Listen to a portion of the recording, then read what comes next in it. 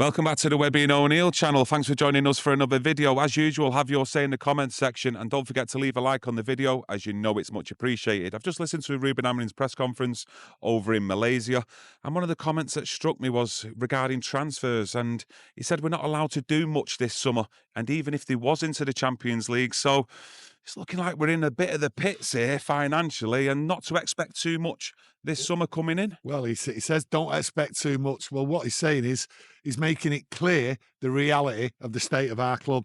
The finances are absolutely dire. The expectations for fans out there for big changes, no way. It's not happening. Yeah, you have said a few times, even going back a couple of months ago, that you expected only really 3 signings to come in this transfer window. We've discussed it only yesterday that we expect him to work with a smaller squad, which he has mentioned it also in today's press conference. Well, they've clearly spoken to Delap, all the finances with his contracts sorted out, what he wants paying and all that. It's a £30 million fee, but a problem with Delap, he's probably sorted out his contracts with other clubs. He has spoken to many. So it's just down to Delap which club he chooses now. Well, we're hanging on. I like the fella. A lot of people out there got doubts over him. 3 players maximum I see coming in here. The finances are not there. £30 million, 65, 62, 63 million pound for Kuna. What's next? Maybe a goalkeeper. We don't know. I think Kuna's obviously nailed on, in my opinion. I'm sure a lot of people out there, but I think it's a toss-up if they're going to get either Delap or Mbeumo. I can't see Manchester United going out and getting them 2 players if Delap does choose Manchester United as well. How do you see that? Well, what I look at here is we've got to sell. We have to sell players, and they're all up for sale. By the looks of it, well, from the conversations I've been hearing, from what Ruben Amorim's saying. So for me, any more players, yes, I think 3 players, any more, you're all going to have to sit on your hands here. I'm telling you, 3 players, he's going to work with young players in the summer and try and bring them into the squad. He's going to work with a small squad. We're not going to see a big turnaround. The only turnaround we're going to see is players' exodus out of this club because the state of the finances have been made clear by Ruben Amorim. There is none. I thought the club was in financial state when Sir Jim Ratcliffe come in. He made it clear, but it looks as though it's got worse. So he's got a big job on his hand, Ratcliffe, trying to sort this mess out. And Ruben Amorim, he's got to cope with it. He's sitting on his hands. He can't get the players he desperately needs to get in this club because we have no money. Succeed this club, I tell you what, it's going to be tough just to improve.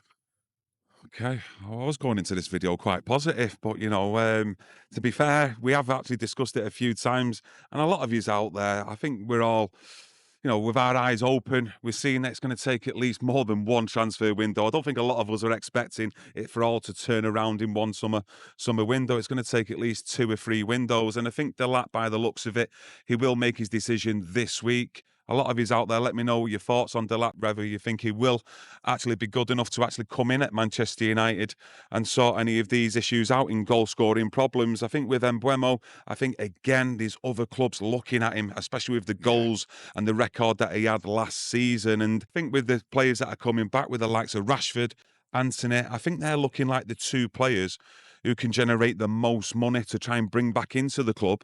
And hopefully we can get more than 3 or 4 players possibly. You're talking about generating money. Is that money going to be used on players? I've seen the comments by lots of people out there. They're worried that any money what's being generated is going to pay off the debt, pay off what players, money we owe on players. So it's all being swallowed up. The revenue isn't there. So how on earth a manager copes with that, I'm not too sure. The fans' expectations here now is a big, big worry. They are not sure that we are going to be able to move forward with the debt and the payments what are going on. Ratcliffe, I don't know what he's going to do here. I think he just might panic. Though, I think a lot of, I'm only talking for myself here, and just people that I do speak to, Manchester United fans, but I do think that a lot more as well would be on board, that if we did get 3 quality signings in, that I think the majority of people would see would improve this starting 11. Maybe get another youngster, a couple of youngsters in as well to, put in the actual squad to improve over time. I think a lot of fans would accept that as well, seeing people moved out of the club, people who have been in this football club for far, far too long and not improved the team and basically just took the pee.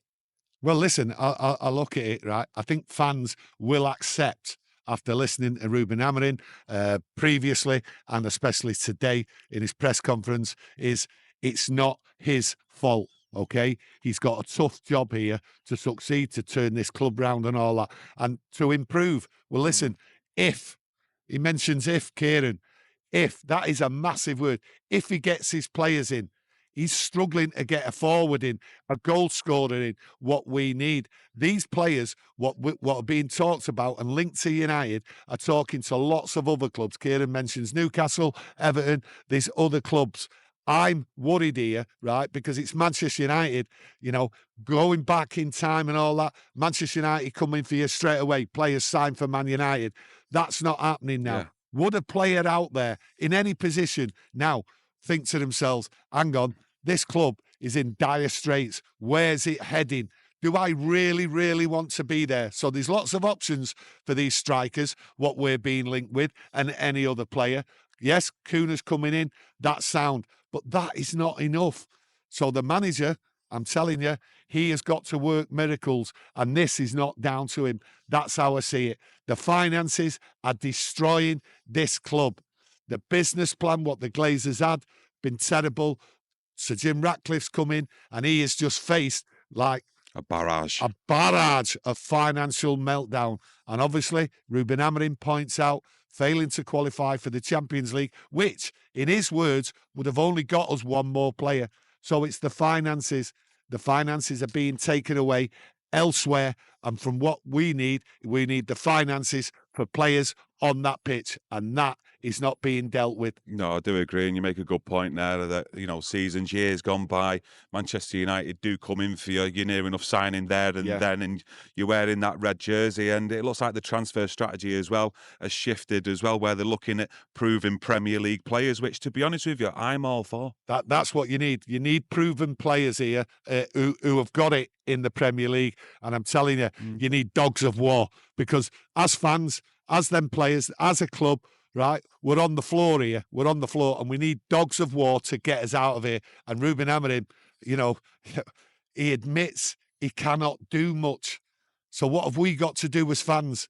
We've got to get behind him, right, and hope that he turns it round and he works with these players. And with his small squad, that's what he's going to do.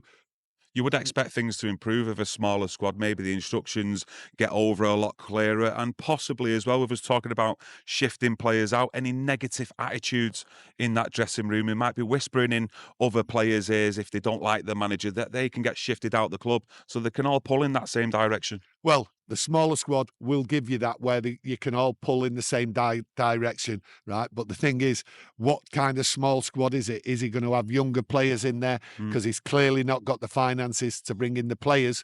He needs what he feels can play into the system and the way he's going to go forward. We're going to struggle here. It might take a few transfer windows, but the thing is, where's the money coming from? That's the problem. I do worry going forward, but I'm right behind Ruben Amorim, because I know this situation has nothing to do with him. Nobody is exempt from being sold. Yes, he talks positive about Bruno Fernandes and all that, but these people running the club, they need money, and they're ready to sell anyone. This, as I see it, is a fire sale, and let's hold on, let's stay tight, let's be positive. How he's going to turn it round, Ruben Amorim, and work in this situation, right? It's going to be a big struggle. For me, right behind him, because this is not of his making. Yeah, you talk about Bruno, maybe one or two other players, if some teams do come in with him with a bit of financial muscle, put a large amount of cash on the table. I think decisions then might be took out of his hands due to them financial situations and restrictions that we're actually in, which I think a lot of us can see and actually understand. But yeah, I just thought I'd just do a bit of a brief chat on what the latest news is coming out of Ruben Amorim's press conference. Obviously, the latest updates on the transfer news, just to get something stuck in for yous out there and give your opinions in the comments section. But yeah, smash a like on today's video and help support the channel. And we'll see you in the next one on Wednesday. Enjoy your day, everyone, and we'll see you again soon. Much love. Thank you. Thank you.